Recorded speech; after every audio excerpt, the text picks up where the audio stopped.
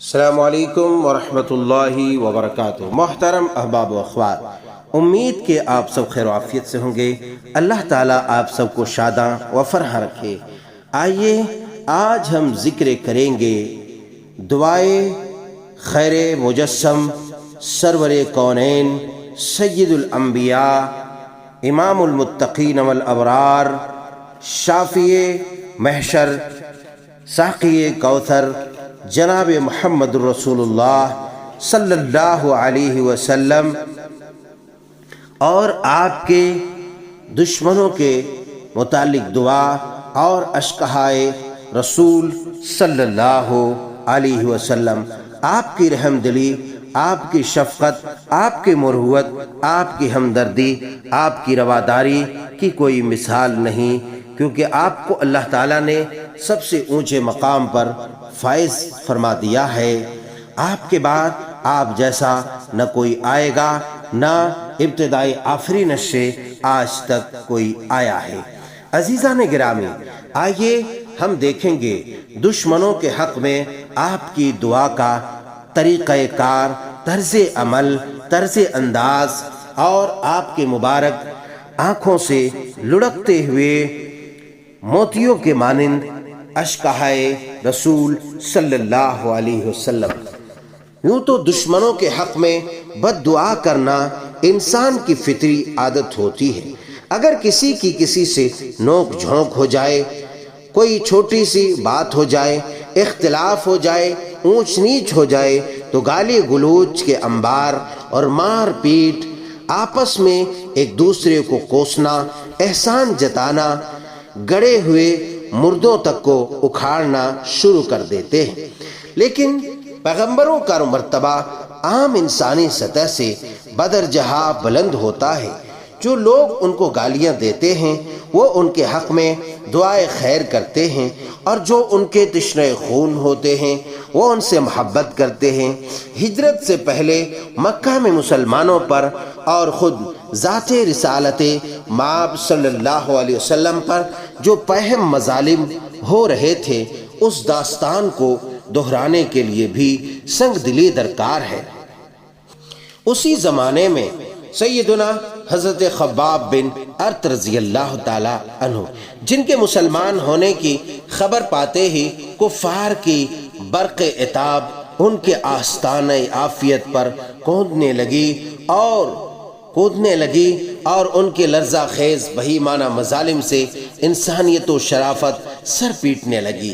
سیدنا حضرت خباب بن ارت رضی اللہ تعالی عنہ نے عرض کی کہ اے اللہ کے رسول صلی اللہ علیہ وسلم، دشمنوں کے حق میں بد دعا فرمائیے۔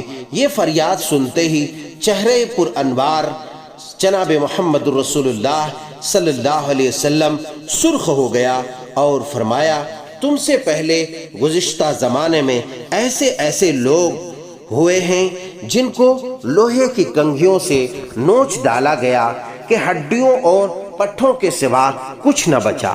ان کے سروں پر آرے چلائے گئے، پھاڑ کر بیچ سے دو ٹکڑے کر دیے گئے، تاہم انہوں نے دین کو نہ چھوڑا۔ اللہ اس دین کو ضرور غالب فرمائے گا، اور تم ضرور دیکھو گے کہ اکیلا سوار صنعاء یعنی یمن سے حضر موت تک جائے گا اور اللہ تعالیٰ کے سوا کسی سے نہ ڈرے گا۔ سن لو، میں رحمت بنا کر بھیجا گیا ہوں، زحمت بن کر نہیں آیا ہوں۔ آپ کے ارشادات سن کر سیدنا حضرت خباب رضی اللہ تعالی عنہ کا حوصلہ بلند ہو گیا اور خاموشی سے اپنے گھر چلے گئے۔ سلام علیہ۔ وہ قریش جنہوں نے 3 برس آپ صلی اللہ علیہ وسلم کو شیب ابی طالب میں محصور رکھا، قید کی سزا سنائی اور تمام رصد روک لیا، ان کی شرارتوں کے پاداش میں اللہ کا غیظ و غضب بھڑک اٹھا، سروں سے ابر رحمت کا سایہ اٹھ گیا اور اتنا زبردست قحط پڑا کہ لوگ مردار ہڈیاں کھانے پر مجبور ہو گئے۔ ابو سفیان نے آ کر کہا کہ اے محمد صلی اللہ علیہ وسلم، تمہاری قوم ہلاک ہو رہی ہے، اللہ سے دعا کرو کہ مصیبت رفع کر دے، آپ صلی اللہ علیہ وسلم نے فوراً دعا کے لیے ہاتھ اٹھا دیا، کوئی پس و پیش نہ کی۔ اس وقت قوم کی پریشانی دیکھ کر رنج و الم سے آنکھیں اشکبار تھی، دیدہ رسول صلی اللہ علیہ وسلم نم تھی۔ آپ صلی اللہ علیہ وسلم کی اس گریہ و زاری پر خوب آسمان سے بارش ہوئی اور لوگوں کی پریشانی ختم ہو گئی۔ عزیزان گرامی، یہ مختصر آپ کا انداز دعا اور اشقہائے نبوی صلی اللہ علیہ وسلم کا تذکرہ تھا۔ امید کہ آپ کو یہ مختصر سا واقعہ پسند آیا ہو۔